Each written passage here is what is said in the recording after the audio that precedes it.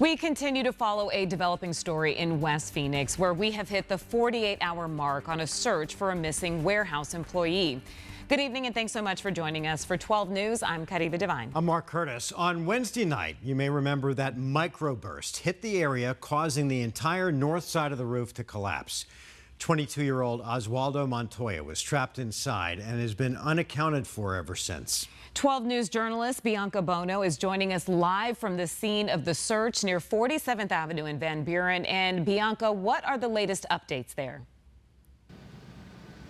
Guys, at this late hour, still no sign of Montoya, but crews have not stopped searching. In fact, it is incredibly active here right now. Take a look. In the past hour or so, we saw even more equipment pull up to this warehouse to aid in this effort. And tonight, a new development in this search as they're now tackling this from both the north and south sides of this building. Time is running, and he's running out of time.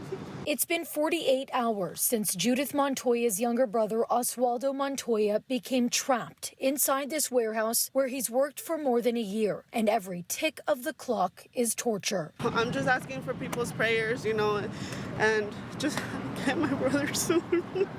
She and her family wait, pray, and watch as around 100 fire personnel working 12-hour shifts search through the rubble, looking for any sign of life, focusing on the center of the building where colleagues say Montoya was last seen working as a forklift operator. The complexities of this incident is so big that we're going to have to use every resource we have to find this individual, and we will find him. 8 highly trained dogs on the urban search and rescue team are being used in 10-minute increments. Search cameras and listening devices have been trying to detect even the smallest sound or movement inside the massive storage facility. Crews are drilling through 100,000-pound slabs of concrete, using a crane to pull them away to give them more access. And Friday night, the search expanding from the north side of the building to the south, attacking this effort from multiple angles. The best way I can describe it is like that game used to play of pickup sticks. When you throw all the sticks on the ground, you pull one, the other moves.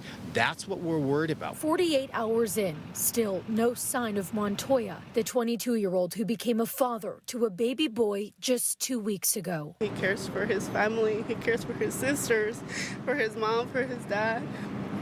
Just like we care for him and we're here for him, just waiting for him, and we want him here. Fire officials say they won't stop searching until they find him. We've seen in situations like this where people have survived 2, 3, 4 days. That's why we are still in that rescue operation phase.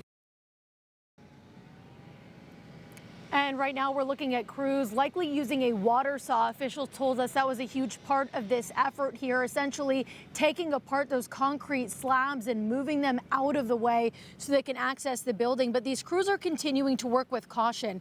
As you heard there, one of the biggest concerns in this search is the possibility for a secondary collapse. They say any vibration could lead to this fragile structure collapsing even more. But despite that concern, we have seen so much activity here even after dark, and we're told this will continue 24/7 until he's found. We're live in Phoenix tonight. Bianca Bono, 12 News. All right, Bianca, hoping for a miracle there, hopefully by tomorrow morning. Thank you so much.